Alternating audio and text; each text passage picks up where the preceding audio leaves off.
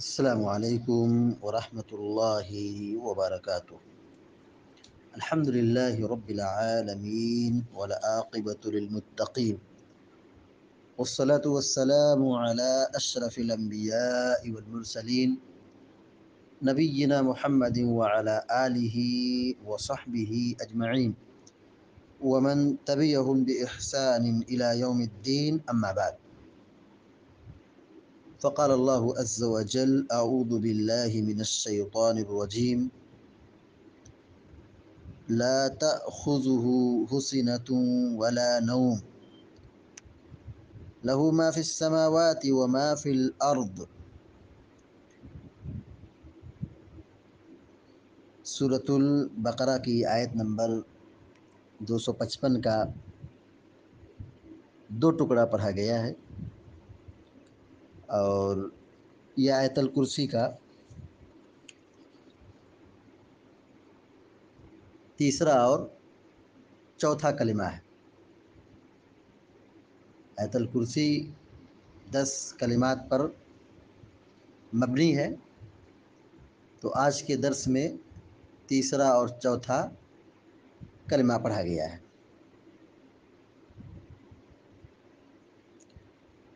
ترجمہ یہ ہے: لا تأخذہ سنۃ ولا نوم، اسے نہ اونگ آتی ہے اور نہ نیند۔ اللہ تبارک و تعالی اونگ اور نیند سے پاک صاف ہے۔ لہ ما فی السماوات وما فی الارض،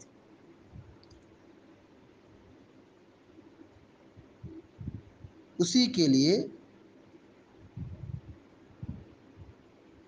ساری چیزیں ہیں جو آسمانوں اور زمین میں ہے۔ جو آسمان میں ہے اور جو زمین میں ہے، وہ ساری چیزیں اللہ رب العالمین کے لیے ہے، یعنی اللہ تعالیٰ کی ملکیت ہے۔ یہاں پر جو تیسرا جملہ ہے، لا تأخذہ سنۃ ولا نوم، اسے نہ اونگ آتی ہے اور نہ نیند۔ سنا عربی لفظ ہے اونگ کے معنی میں، یعنی آدمی سونے سے پہلے ہلکی نیند مارتا ہے، جھومتا ہے، اس کو اونگ کہتے ہیں، یعنی نیند کا یہ مقدمہ ہے، نیند کی شروعات ہے۔ تو اللہ تعالیٰ اس سے بھی پاک ہے۔ اللہ تعالیٰ کو نہ اونگ آتی ہے اور نہ نیند آتی ہے۔ کیوں ایسا؟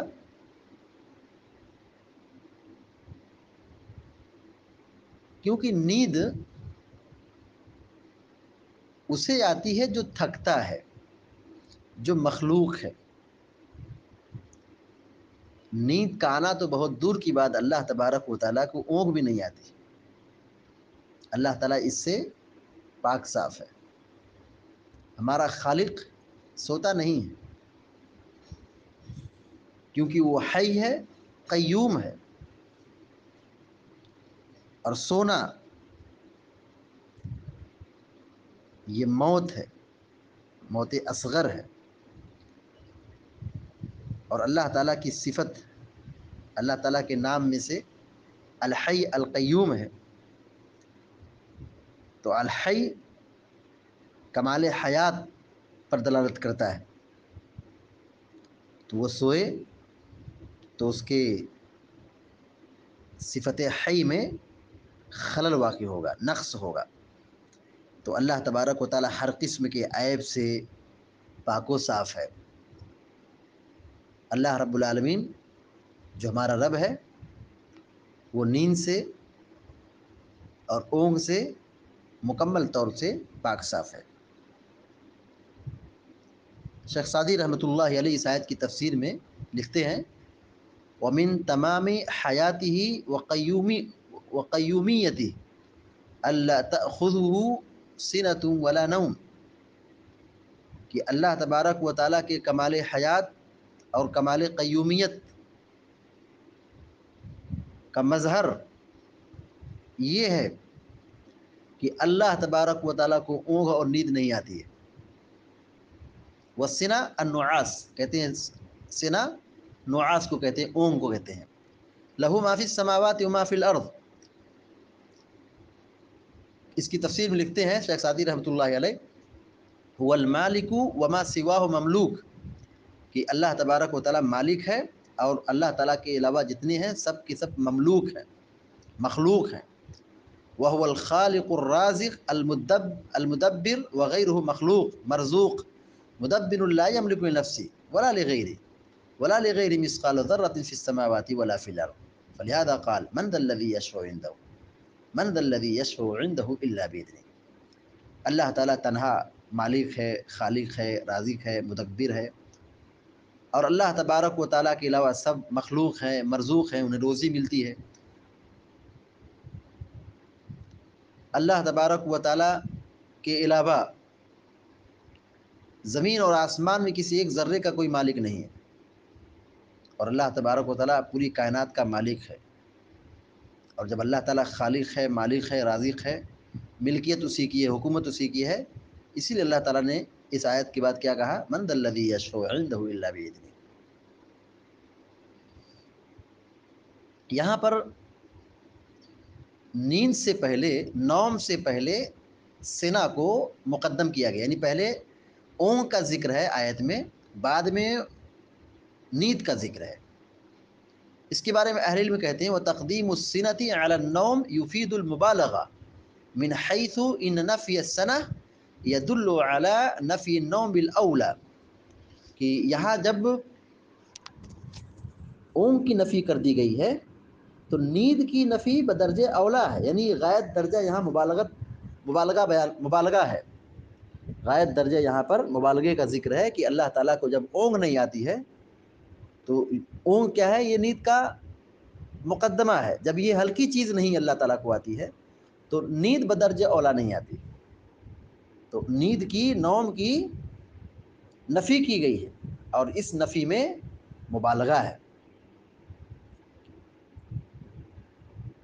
حافظ ابن کثیر رحمۃ اللہ علیہ لکھتے ہیں کہ اللہ تعالیٰ کو نیند اور اونگ نہیں آتی ہے، کہتے ہیں وَقَائِمٌ عَلَى كُلِّ نَفْسٍ بِمَا كَسَبَتْ شَهِيدٌ عَلَى كُلِّ شَيْءٍ لَا يَغِيبُ عَنْهُ شَيْءٌ وَلَا يَخْفَى عَلَيْهِ خَافِيَةٌ وَمِن تَمَامِ الْقَيُّومِيَّةِ أَلَّا يَعْتَرِيهِ سِنَةٌ وَلَا نَوْمٌ، فقوله تعالى لا تأخذه أي لا تغلبه سنة وهو الوسن والنعاس، ولهذا قال ولا نوم لأنه أقوى من السنة،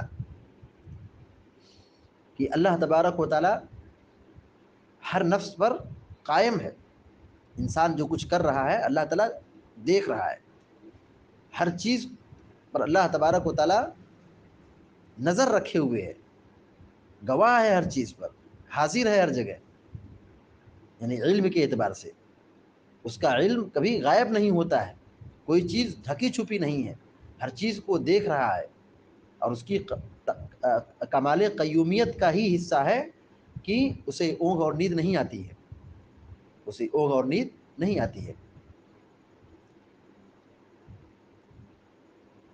لہو ما فی السماوات و ما فی الارض، اسی کے لیے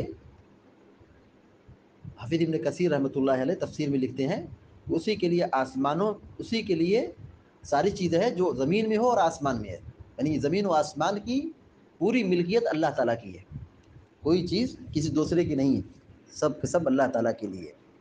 کہتے ہیں اخبار بان الجمیع عبید، یہ اس بات کی خبر ہے کہ تمام چیز، زمین و آسمان کی تمام چیز، کائنات کی تمام چیز، یہ سب کے سب کیا ہے؟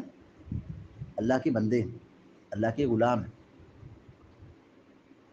وفی ملکی وتحت قہری وسلطانی، اور یہ تمام چیزیں اللہ تعالیٰ کی ملکیت میں ہے اور اللہ تعالیٰ کے سلطنت میں ہے اور اللہ تعالیٰ کے حکم کے تابع ہیں۔ اسی لیے اللہ تبارک و تعالیٰ نے سورہ مریم میں فرمایا ان کل من فی السماوات والارض الا آتی الرحمن عبدا، الا آتی الرحمن عبدا، کہ زمین و آسمان کی میں جو پائے جانے والے ہیں سب قیامت کے دن بندے بنا کر کے آئیں گے، بندے کی حیثیت اٹھائے جائیں گے، لقد احصاهم وعدهم عدا، اللہ نے ان کو سب کو گن کے رکھا ہے، یعنی جنات اور انسان جتنے ہیں کوئی بھاگے گا نہیں، بچ نہیں سکتا ہے، اللہ تعالیٰ کے دربار میں آنا ہی آنا ہے، اور اللہ نے سبوں کو شمار کر کے رکھا ہے۔ وَكُلُّهُمْ آتِيهِ يَوْمَ الْقِيَامَةِ فَرْدًا، اور اللہ تعالیٰ کے دربار میں اللہ تعالیٰ کے پاس سب تنہا آئیں گے، اکیلے آئیں گے۔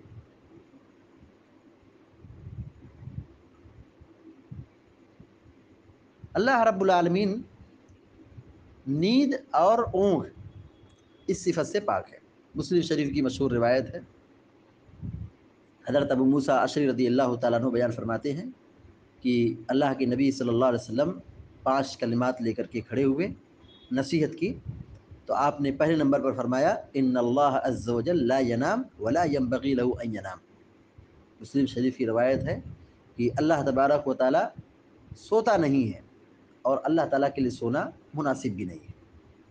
پہلی بات اللہ کے نبی علیہ الصلوۃ والسلام نے یہی بیان کی، ان اللہ عز وجل لا ینام ولا ينبغی له ان ینام، اللہ تبارک و تعالیٰ نہیں سوتا ہے، اور اللہ تعالیٰ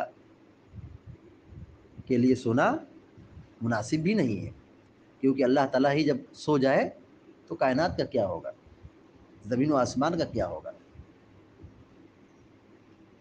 اور اللہ رب العالمین ہمیشہ ہمیشہ اول تا آخر ہمیشہ دیکھ رہا ہے، کوئی چیز اس سے غافل اور پوشیدہ نہیں ہے۔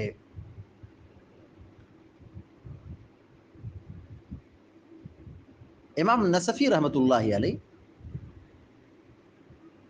اس ضمن میں لکھتے ہیں کہ اللہ تبارک و تعالی نہیں سوتا ہے، کہتے ہیں وہ تاکید للقیوم لأن من جاز علیہ ذلك استحال ان یکون قیوما،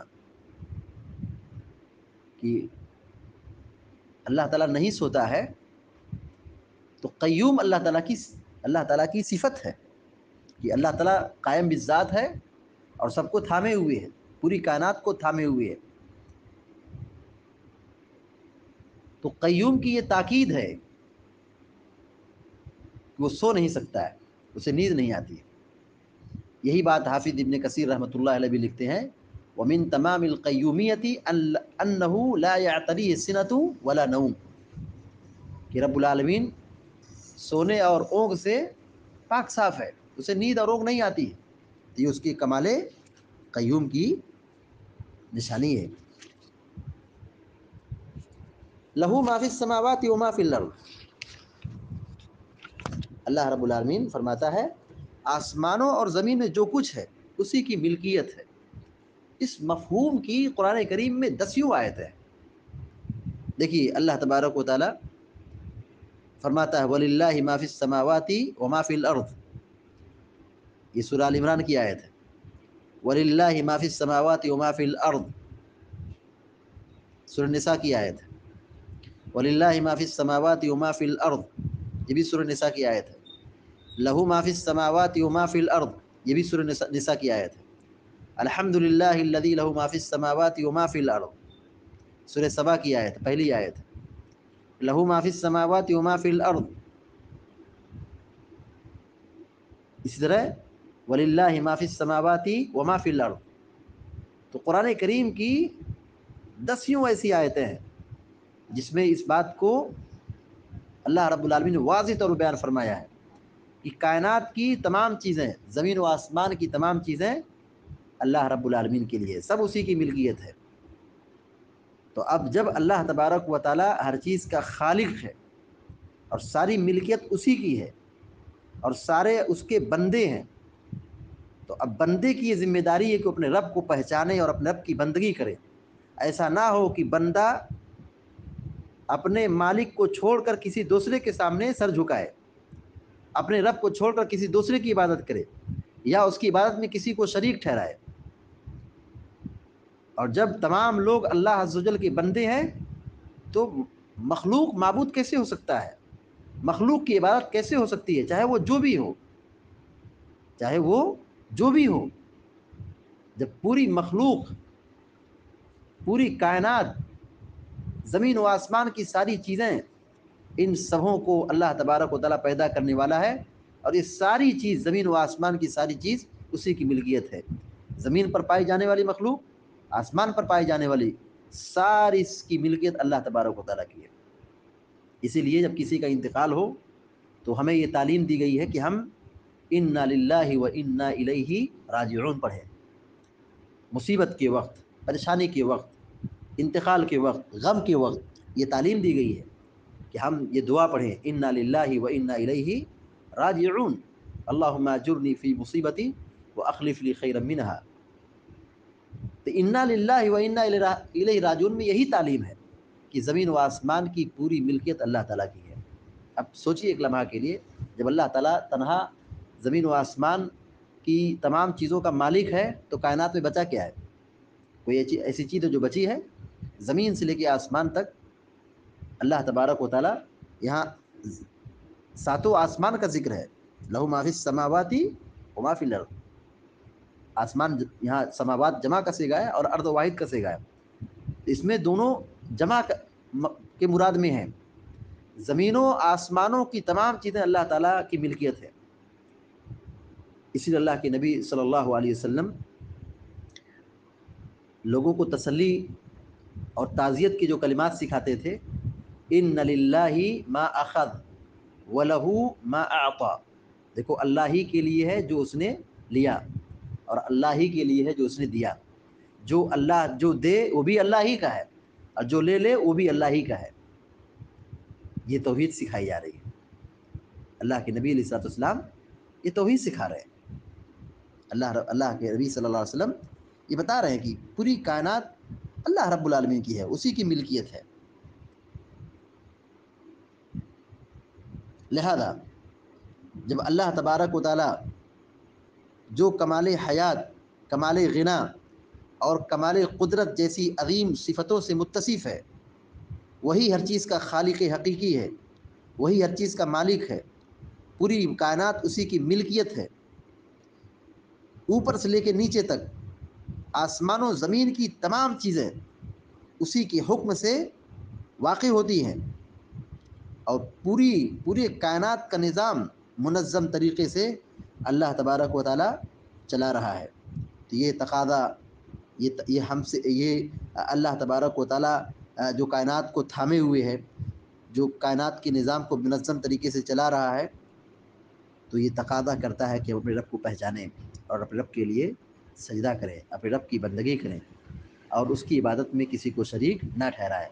گویا کہ یہ آیت الکرسی خالص توحید، اللہ تبارک و تعالیٰ کی خالص توحید کا بیان ہے اس میں، اور اس کلمے میں توحید کی تینوں قسمیں بہترین طریقے سے بیان کر دی گئی ہیں۔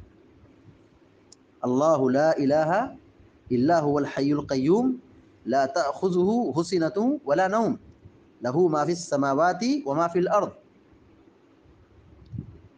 یہ آیت الکرسی ہے جس میں توحید کی تینوں جو قسمیں ہیں، توحید الوہیت، ربوبیت، اسماء و صفات، تینوں کو یہاں پہ ذکر کر دیا گیا ہے۔